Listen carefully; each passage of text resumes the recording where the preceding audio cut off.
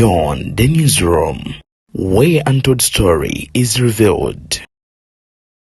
It's a very good morning, a good evening, a good afternoon, wherever you're watching us from. It's a breaking news this morning. NTV Daily Monitor. Amagye gabasazeeko mu kirego ekikeesezza olunaku olwaleero. Bino byonna biddiridde oluvannyuma lw'okuyitawo essaawa emu nga General Muhoozi agaddewo yakamala okubeera ng'akola tweet gy'agenze maaso n'okubeera ng'ateekayo. Ebigenda maaso n'okuba nga bitambula mu ggwanga lyattu Uganda byeyongedde okubeera nga byonnyamiza maama Ebuvanjuba nebugwanjuba ewaka wasigalawo ewasinga. Beyond the newsroom gwe mukutu ogukuleetera ekyo ekisinga katiranga naffe ng'oyita ku noti 771 453 68 ne noti 744 26 41 na bino bikulu tetulanga bafere tetulanga basawo ba kinnansi n'abagwa mu kkoowa eryo. Mwebale kutuwagira. Thank you. Mama Miria Matembe eno General Muhoozi agaddewo tweet gy'agenze maaso n'okubeera ng'akola oba obubaka bw'ayisizza ku mukutu ogumanyikiddwa nga ogwa Twitter nazzi kuno oguyitibwa X. Afuddeyo n'ategeeza nti oyo ye tantwalidde kadde yadde okubeera nga munoonya oba okubanga ate mukwata nadda mu ngalo zange. Honorable Otto ayongedde okubeera nga ate yaluma ejjiiko n'ategeeza nti bino bigenda mu maaso mu ggwanga byonna byeraliikiriza era omuntu ssekinnoomu avuddeyo okubeera ng'akulembera eggwanga aziifu ali mu kubeera ng'akulembera famire ye. Bino nno byeraliikiriza bannansi bangi abagenda maaso n'okuba nga bawangaalira mu ggwanga Uganda kw'oteeka n'abo abali ebunaayira okulaba ng'eggwanga lyattu Uganda lyolekedde okubeera nga liddayo ate eyo gye lyava bannaffe bajjajjaffe gye bagenda maaso n'okubeera ng'ate balijja gye lyali lidubidde. Ebyo nno bw'obigenda maaso n'okuba ng'obiraba munywanyi oyinza okulowooza bya muniino oba bya kusaaga, naye ebintu si birungi yadde akamu n'akeddagala. Era mukulu avuddeyo n'agamba nti in Uganda I do not believe in a free press. The press should be guided by the cadres of the revolution. Nti yetakkiririza mu ddembe lya bannamawulire genda maaso n'okubeera nga bakola ekyo kye bateekeddwa kukola kye bagenda maaso n'akusoma, wabula balina genda maaso n'okubeera nga bakola ebyo ebigenda maaso n'okuba nga bife balinga abo bamulwana oba abo munnange bamusamba nsiko bagamba nti be basaanye okubeera nga baweebwa ekitiibwa n'ebirala bingi ebikwata ku ebyo ngenze maaso n'obikuleetera. Okuyita ku mukutu ogwa X ogwa Daily Monitor guvuddeyo ne gutulambika bulungi butya bwe bagenze maaso n'okubeera nga Amagye gabasalako enkya olunaku luno olwaleero oba ekiroowo ekikeesezza olunaku olwaleero.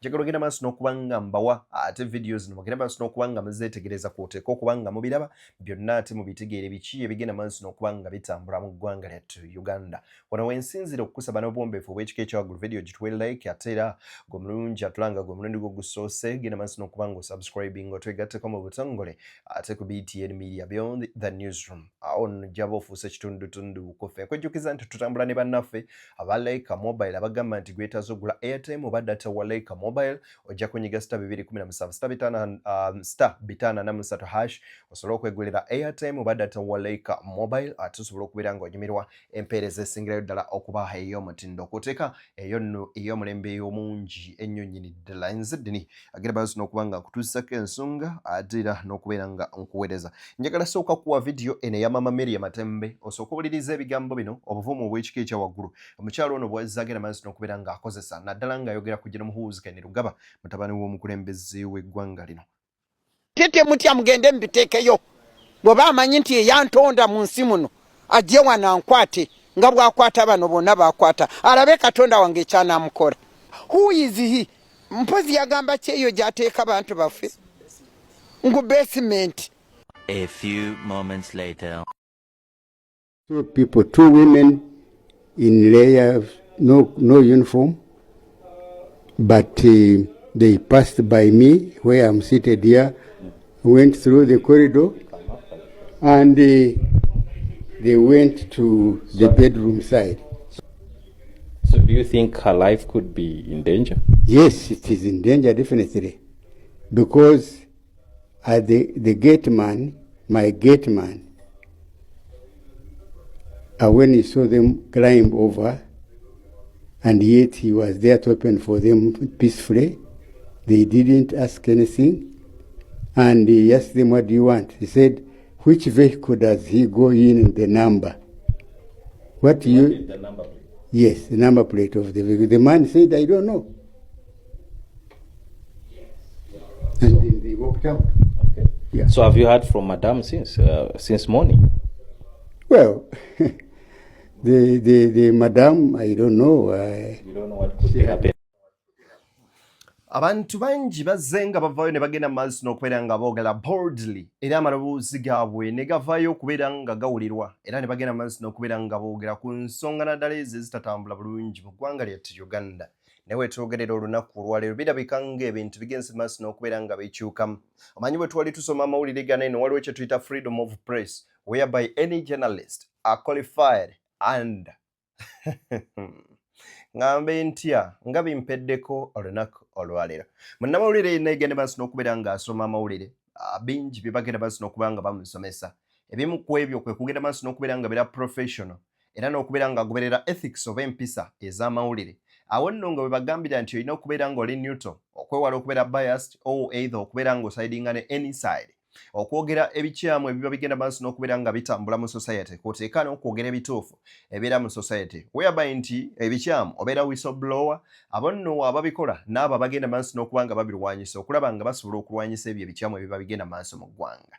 Gulabika nga gye gimu ku misango egyolekedde okubeera nga givunaanibwa bannamawulire okubeera nga bakola omulimu gwabwe ogw'abatumwa era gwe bagenda maaso n'okubeera nga ate basoma. Olunaku olwaleero okusinziira ku mukutu ogwa X oba Twitter, NTV kw'oteeka Daily Monitor bagenze maaso n'okubeera nga babasalako. Era ku nsaawa emu emabega, awo nno bwe nkugamba essaawa emu emabega wenkoledde emboozi eno zibadde essaawa 11 zennyini, ekitegeeza nti ku ssaawa 10 n'eddakiika zibadde nga 2 Daily Monitor wegenze maaso n'okubeera ng'eterayo tweet eno n'egamba bw'eti nti breaking news, military lays siege to Daily Monitor, NTV after Muhoozi orders shut down. Inti Amagye gagenze maaso n'okubeera nga geetooloola ekitebe ekimanyikiddwa ng'ekya Daily Monitor kw'oteeka NTV. Abo bonna bali under Nation Media bagenze maaso n'okubeera nga babasalako. Mu kubeera nga babasalako bonna mpawo na omu amanyi ki kigenda maaso n'okubeera nga kiddako. Jjukira nti Daily Monitor eno esibukira ddala wali eri mu ggwanga erimanyikiddwa nga erya Kenya. Jeva negenda maaso n'okuba nga ate esaasaana oba oliawo ensi endala. Era nga Daily Monitor esanze okusomozebwa kunene nnyo nnyini ddala mu mpeereza yaayo, most especially mu bbanga lino eno General Muhoozi gy'agenze maaso n'okubeera nga afuukiramu oba oliawo ekirala. Musajja mukulu David Daudi Kabanda ng'ayita ku mukutu gwa X ategeezezza nti asaagala don't divert me, I want to first remove Joel Ssennyonyi. Bano nno bagenda maaso n'okubeera nga bakola tweets ezigenda maaso n'okuba nga zikanga bannansi kw'oteeka okubeera nga babateeka ku bunkenke. Wabula njagala nkube nga nkuwa tweet za General Muhoozi Kende Lugaba zagenze maaso n'okubeera nga akola mu bwangu obw'ekika ate ekya waggulu ennyo nnyini ddala. Zino nno oba oliawo oyinza okulowooza nti za bulijjo, naye ate olunaku olwaleero zandiba nga zigenze maaso n'okubeera nga zikanga. 3 hours ago awandiise bw'ati n'agamba NTV and Daily Monitor are being shut down from today. Inti NTV kw'oteeka Daily Monitor ezo zo ngenze maaso n'okubeera nga nzijjako ku mpewo okuva ne olunaku olwaleero. Era wansi wano n'agamba in Uganda I don't believe in a free press. Inti mu ggwanga Uganda sikkiririza mu bwannamawulire bwetengeredde oba okuweereza abantu mu ngeri ey'okubeera nga balina obwetengereze bwabwe, kye tuyinza okubeera nti unindependent oba okubeera nti bali free mu nkola ey'emirimu gyabwe. Era n'agamba bw'ati nti the press should be guided by a cadres of the revolution.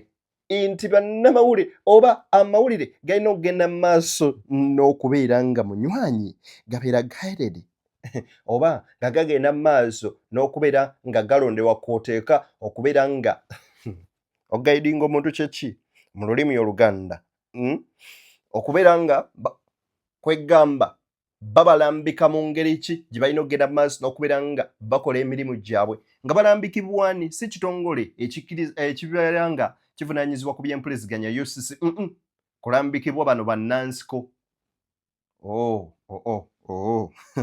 Eno nno gye tulaga baaba. Mu tweets zino ono nno bwe yagambidde bw'ati.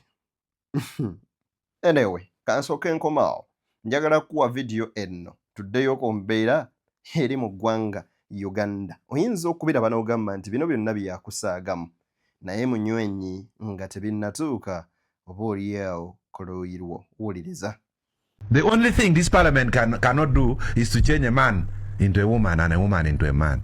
So with this direction I'm seeing, in less than 2 weeks, Senyonyi would be the former leader of opposition. Can the law act or play out retrospectively? Yes. When we passed the Parliamentary Elections Act, we said for the purpose of this law, it will work retrospectively.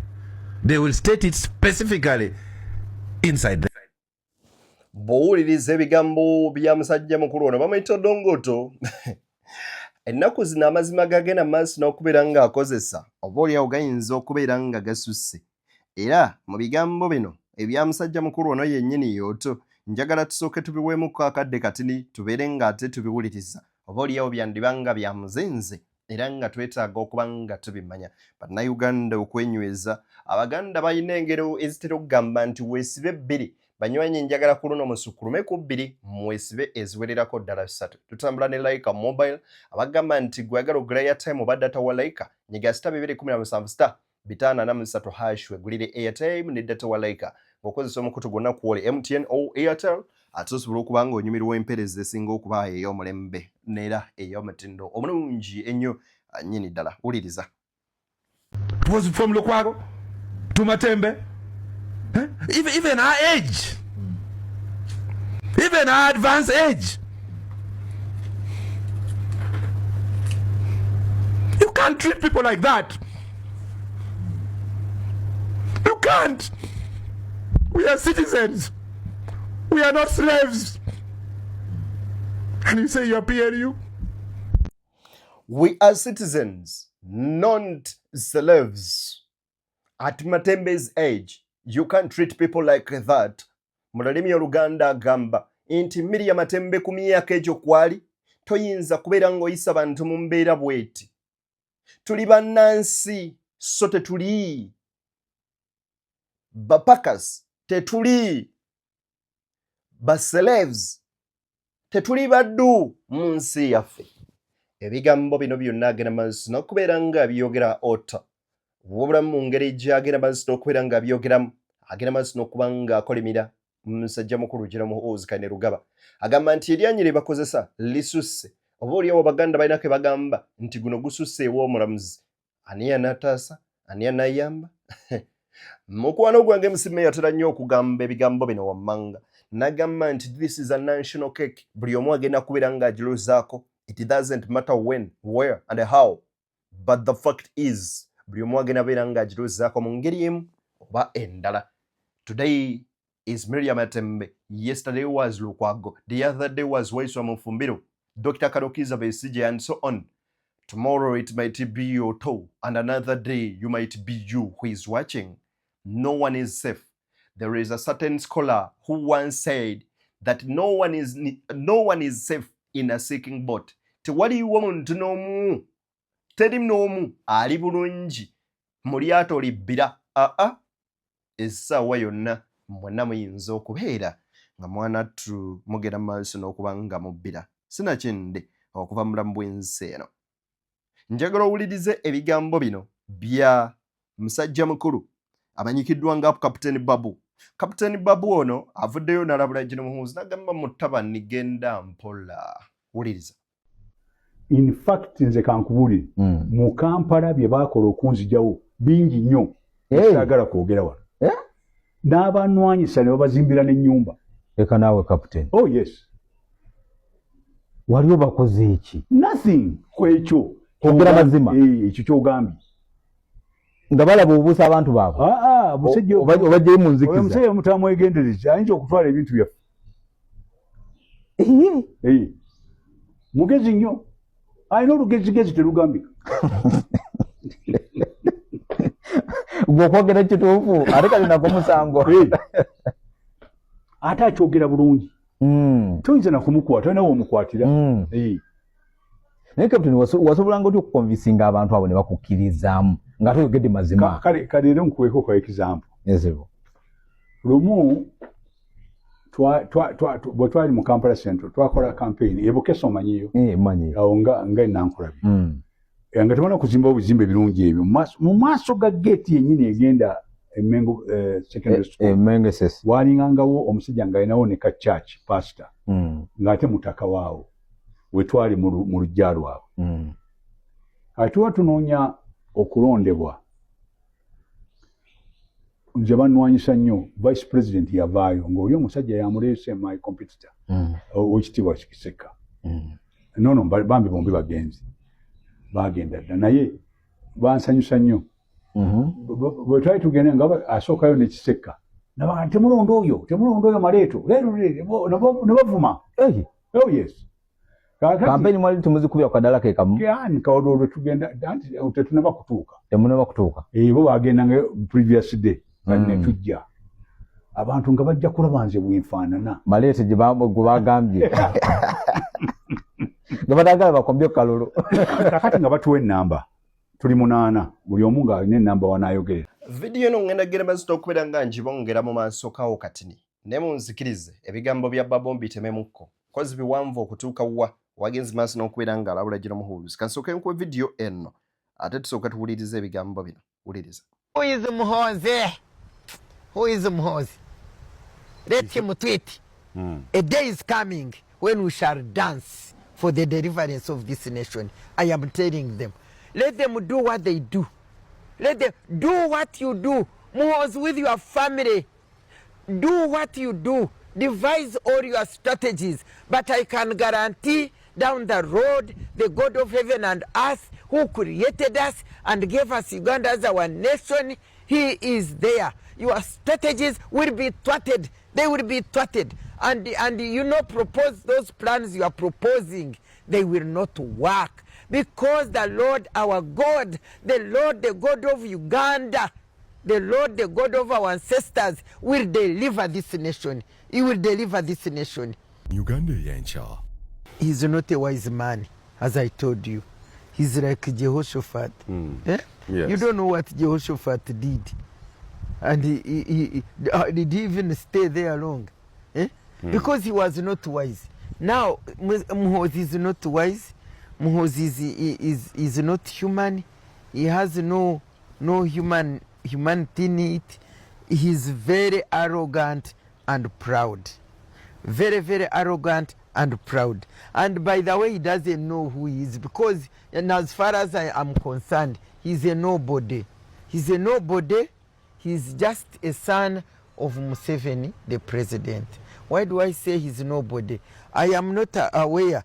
When Museveni came over here, I think Muhoozi was around 11 years. Could have been around 11 or 12 years when Museveni took over. So that means he was a boy. So whatever has taken care of Muhoozi is Uganda's money. Because Museveni... Ebigambo bya maama Miria Matembe.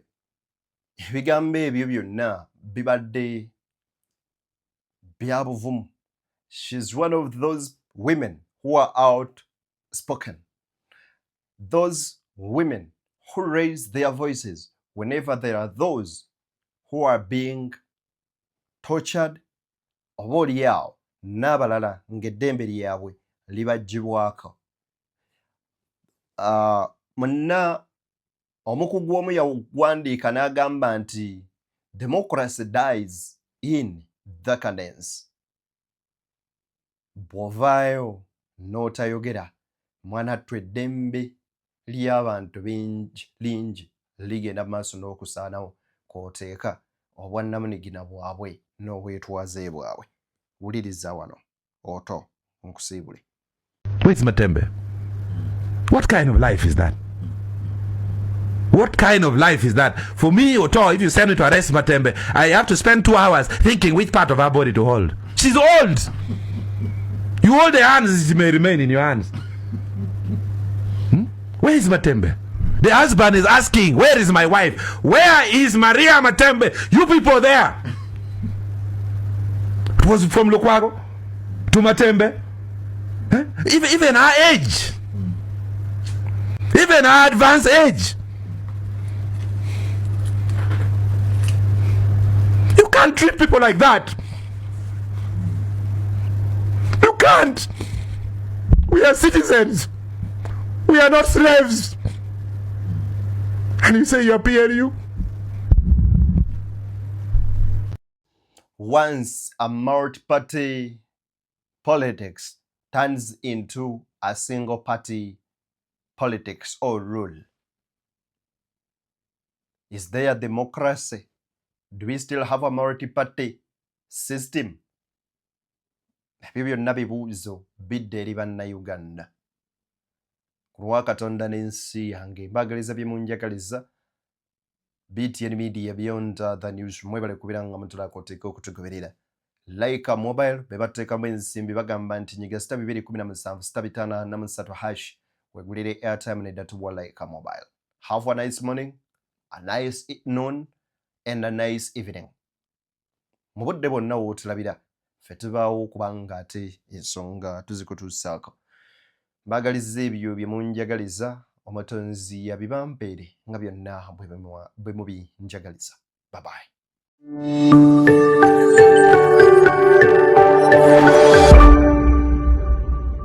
Beyond the newsroom, where untold story is revealed.